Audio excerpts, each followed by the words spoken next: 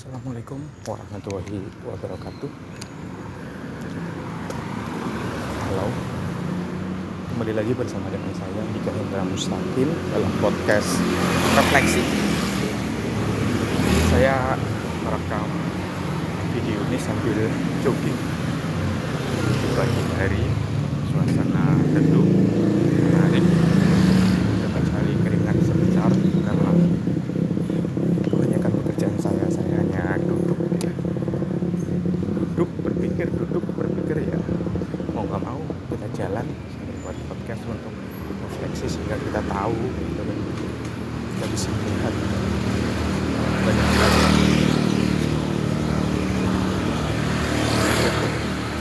di sekitar kita. Ada orang jual ayam, ada orang tua mengantarkan anaknya ke sekolah, dan orang berangkat bekerja dan lain sebagainya. Kali ini di podcast refleksi ini saya akan menjelaskan bahwa apa itu arti puisi ya.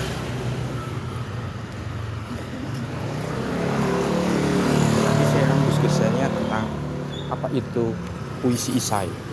Kita tahu bahwa puisi isai itu merupakan salah satu genre puisi baru yang dipopulerkan di Indonesia oleh Denny J.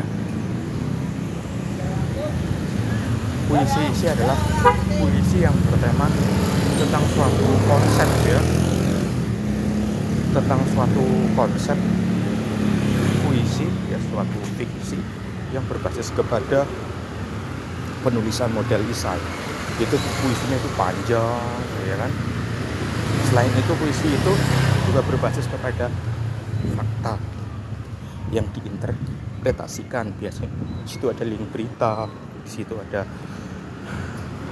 link foto, link apa yang menunjukkan bahwa itu adalah peristiwa nyata, tetapi itu direfleksikan ataupun diinterpretasikan oleh si sastrawan tersebut, si penulis tersebut untuk menjadi puisi isai, di mana puisi isai tersebut pada dasarnya itu adalah puisi dengan gaya isai, gayanya panjang, gayanya argumentatif, walaupun di situ tetap ada diksi-diksi yang fiksional, ada diksi-diksi puisi. Itu kan secara definisi. Jadi puisi isai itu adalah suatu refleksi dari seorang sastrawan, seorang penulis puisi melihat fakta di sekitar kehidupannya, fakta dari suatu pemberitaan, fakta dari suatu tren yang memang sedang ramai dibicarakan. Ketika kita berbicara tentang puisi isai, maka di situ itu puisi yang bicara kita upaya untuk merefleksikan apa yang ada di sekitar kita menjadi suatu tulisan. Dan di puisi isai itu, kalau yang saya pelajari dan saya menulis dan saya pernah membaca puisi isai, itu justru mengarah bagaimana itu adalah puisi dengan gaya intelektual, karena di situ ada argumentasinya, di situ ada inspirasinya, di situ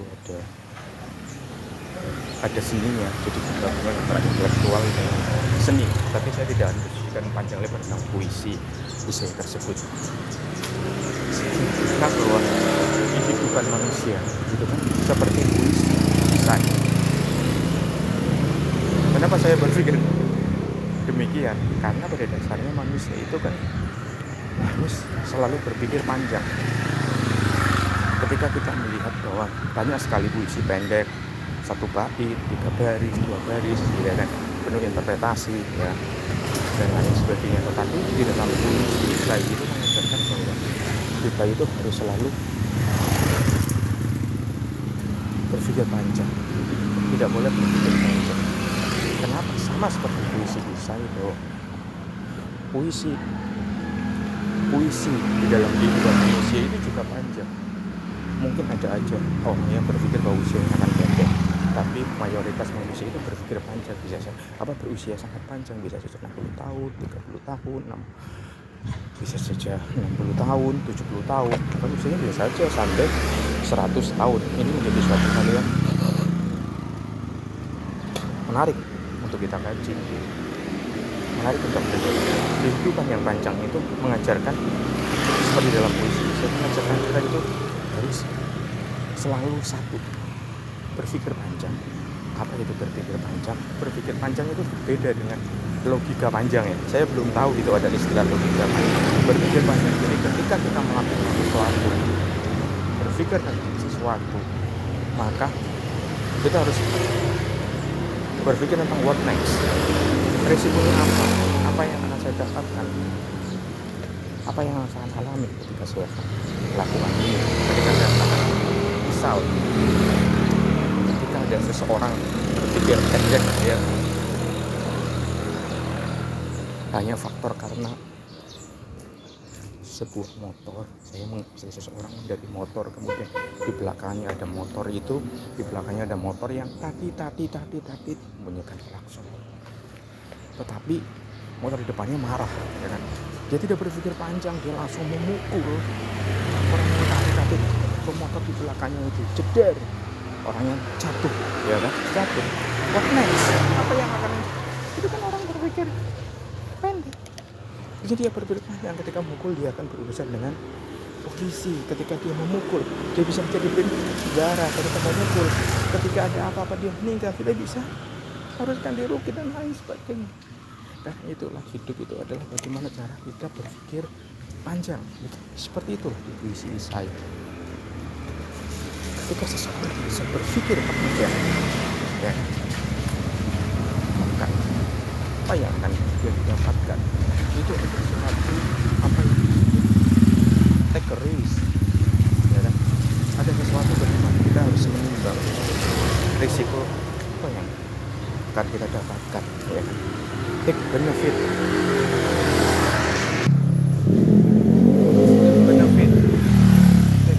apa yang akan kita dapatkan. Tidak boleh ketika kita hanya memikirkan jangka pendek, hanya memikirkan logika, berpikir pendek. Baiknya kita berpikir panjang. Sama seperti ini, saya sedang jogging, saya sedang jalan kaki keliling komplek. Ini saya sekarang ada di Jaya, di Bojongosari, Kota Depok, rumah saya di Pamulang. Dua kota, dua provinsi. Saya tetap jalan, tetap jogging, cuaca agak redup, teman-teman bisa lihat. Tapi saya tetap jalan. Karena apa? Saya berpikir bahwa dengan jogging itu saya tidak berpikir logika pendek. Saya hanya membuang keringat, ya kan? Saya membuang keringat, menyapa tetangga, menyapa teman-teman, menyapa banyak orang. Bukan hanya itu, tapi saya jangka panjang saya ingin mendapatkan kesehatan yang lebih baik. Saya dihindari dengan penyakit. Karena kan dengan olahraga, dengan jogging itu kita bisa mengusir banyak penyakit. Saya ingin usia yang kepanjang, amin ya rabbal alamin. Saya bisa ingin menemani anak, besoknya mungkin menemani cucu dan lain sebagainya. Dan itu saya berpikir panjang. Itulah ajaran sebenarnya, refleksi dari puisi Isai. Kemudian puisi Isai itu mengajarkan apa? Mengajarkan kita untuk selalu bisa melihat lingkungan kita, ya kan? Melihat apa yang ada di sekitar kehidupan kita. Salah satu Isai itu kan dilihat dari berita, ya kan? Sebenarnya bukan hanya puisi Isai, semua puisi itu adalah bagaimana kita itu melihat sekeliling kita, melihat apa yang terjadi pada tetangga kita, apa yang terjadi pada lingkungan kita, apa yang akan terjadi di masjid kita, apa yang terjadi ada di sekitar kita. Kita tidak bisa menjadi orang yang pasif, tapi kita harus menjadi orang yang selalu adaptif. Kita menjadi seseorang yang bisa dengan sesama. Kita harus menjadi orang yang peduli dengan sesama. Ya, kepedulian itu dibentukkan dengan menulis puisi Isai. Mungkin aja kepedulian itu bisa dilakukan dengan membaca puisi Isai, itu bisa aja. Jadi apa yang kita lihat ternyata tidak bisa kita lakukan, tidak ada bisa lakukan suatu keberatan ya mau menulis puisi, menulis Isai, karena apa yang ditulis itu merupakan suatu wujudan dari apa yang kita lihat dan apa yang kita rasakan dari sekitar kita. Terus apakah puisi isai itu menjadi suatu pelampiasan, yaitu urusan nanti. Tapi alam pikir isai ketika kita melihat sekitar kan bukan hanya berpikir tentang nanti melihat ya. Tidak hanya kita cenderung untuk yang tidak asik, tapi dengan kita melihat kita akan segera kita membantu. Contoh gampang, ada tetangga misalnya sakit di rumah sakit, apakah kita hanya berdiam diri? Kan tidak, kita akan menjenguk, kita akan mendoakan, membawa makanan, mungkin nyumbang 100.000, 200.000. Ketika ada teman kita yang meninggal dunia, ya misalnya kayak gitu, apakah kita hanya berdiam diri? Kan tidak, bahkan kita itu ikut takziah, kita minimal ya kita akan mendoakan. Jika cowok, Allahumma firlahu warahmu wa'fi'anu, demikian juga pada cowok, cewek. Kemudian jika semuanya ya, kita akan saling mendoakan. Selanjutnya itu ketika kita berpikir tentang selesai, kita akan bagaimana sih kita akan melihat suatu refleksi, suatu penyadaran diri bahwa kita misalnya saya baca kemarin itu puisi isainya Dini J.A. ya, yang berkaitan dengan bencana ya, kan? Dia puisi itu puisi bagaimana penebangan hutan bukit ya kan, dari banyak hujan, banyak hutan kemudian ditebangi oleh korporat besar, kemudian akhirnya jadi suatu bencana banjir bandang yang mengirimkan banyak kayu ke masyarakat, menghancurkan banyak rumah, warga menderita dan lain sebagainya. Tetapi yang dirugikan di situ itu masyarakat kecil yang tidak sepenuhnya berkaitan langsung mengambil hutan gitu. Tetapi justru korporasi yang mendapatkan keuntungan. Itu kan dari refleksi yang saya baca di puisi tersebut. Jadi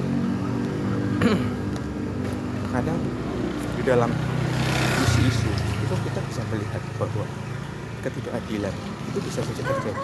Orang yang mengerem lingkungan, yang merusak alam, dia tidak mendapatkan bencana. Tetapi orang-orang kecil tidak bersentuhan dengan itu, tidak kan? Dia menjadi korban. Itu merefleksi. Kadang-kadang muncul, di situ ada ketidakadilan Tuhan, gitu kan? Di situ muncul, itu bisa saja menjadi suatu musibah. Tapi itu mengajarkan refleksi bahwa seharusnya orang-orang yang menggunduli hutan, korporasi menggunduli hutan itu juga berpikir ya, bertajam. Dia akan terbuka bahwa apa yang dilakukan itu menjadi suatu bencana. Jangan-jangan, tidak kan? Jangan-jangan bencana lebih dahsyat akan datang kepada kehidupan. Karma yang lebih dahsyat akan datang kepada mereka yang merusak. Kan kita juga memberikan refleksi seperti itu. Sama saat kita latihan menulis puisi isai, maka kita akan merefleksi apa yang kita tulis, refleksi apa yang kita rasakan di puisi itu. Karena di dalam refleksi itu, terutama berkaitan dengan puisi itu, selalu mengajarkan kita untuk selalu introspeksi, untuk selalu melihat sesuatu itu lebih dalam, melihat sesuatu itu lebih komprehensif, sesuatu lebih holistik. Tidak bisa berpikir secara parsial, tapi kita harus berpikir secara imparsial. Selain itu, puisi isai kalau menurut saya pribadi adalah nomor 4 ya, mengajarkan tentang bagaimana cara kita bersikap melihat dunia ini. Ketika kita sudah berpikir panjang, kita sudah berefleksi, jangan bersikap apakah kita menjadi pribadi yang skeptis, apa kita menjadi pribadi yang sinis, apa kita menjadi pribadi yang bentar tadi saya harus menyapa teman masjid. Apa kita harus berpikir skeptis, pesimis, atau kita harus seperti apa? Karena ketika kita bisa adaptif, ya, kita bisa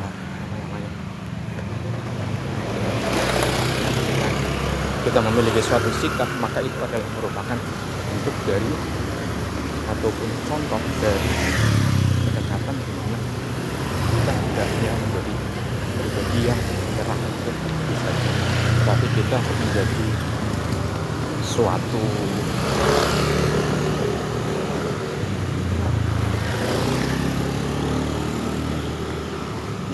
manusia yang sempurna. Karena ketika kita hanya berdiam diri, kita hanya menjadi penonton, kita hanya menjadi follower, ya kan? Maka ya kita tidak akan melakukan suatu perubahan. Tapi kalau kita bersikap, ya kan? Maka kedepannya kita akan menjadi manusia yang akan berguna, manusia yang akan bermanfaat bagi siapa, bagi orang-orang di sekitar kita, ya kan? Bagi siapa saja, ya kan, yang berada di dekat kita, sehingga ya kita akan selalu menunjukkan diri kita untuk bisa menyapa orang, bermanfaat untuk orang lain, menjadi pribadi yang sesuai dengan kaidah norma masyarakat, pribadi yang sesuai dengan idealitas agama yang kita anut. Dengan sikap itu juga menunjukkan bagaimana posisi ideologis kita. Dengan bersikap itu juga menunjukkan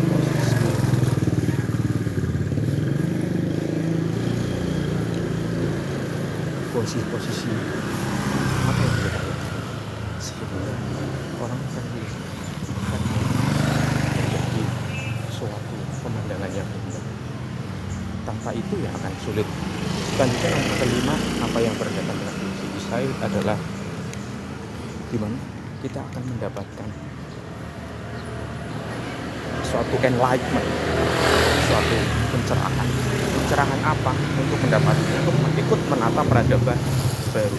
Untuk apa? Agar kita tidak terjebak dengan peradaban lama yang rusak. Dengan demikian bahwa dengan puisi Isaid diharapkan kita membangun suatu tatanan, ya, tatanan baru terhadap masyarakat yang menjadi masyarakat yang lebih baik, masyarakat yang lebih idealis. Tentunya bukan hanya sekedar pemikiran utopis, tapi adalah hanya untuk membangun suatu solidaritas tingkat tinggi, membangun bersama-sama. Itu mengajarkan kita juga suatu konsep gotong royong, bahwa di dalam kita untuk menyukseskan sesuatu, menyukseskan peradaban, membangun peradaban baru, itu tidak bisa dilakukan oleh individu per individu, tetapi itu harus dilakukan secara bersama, itu kan, dengan semua orang, semua kalangan, tanpa pandang bulu, membedakan ras, agama dan lain sebagainya. Jadi isi saya tetap bagaimana kita konstruksi peradaban baru menuju masyarakat yang idealis. Karena apa yang terjadi di sekitar kita, apa yang ada di sekitar kita itu terkadang gitu kan kurang sempurna. Kita menginginkan suatu kesempurnaan, kita menginginkan suatu idealisme di dalam diri kita yang harus selalu kita perjuangkan. Untuk memperjuangkannya, mau tak mau ya mau nggak mau, salah satunya dengan menulis puisi Isaid. Saya kira itu adalah perspektif saya ketika saya membaca puisi Isaid, menulis puisi Isaid, kemudian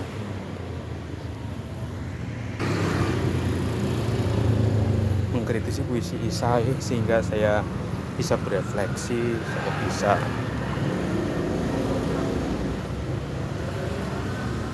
berbagi cerita, berbagi pengalaman.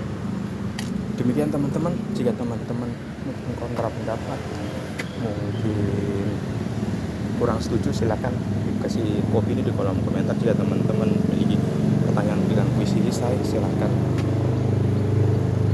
tulis di kolom komentar. Insya Allah saya akan menjawabnya. Terima kasih.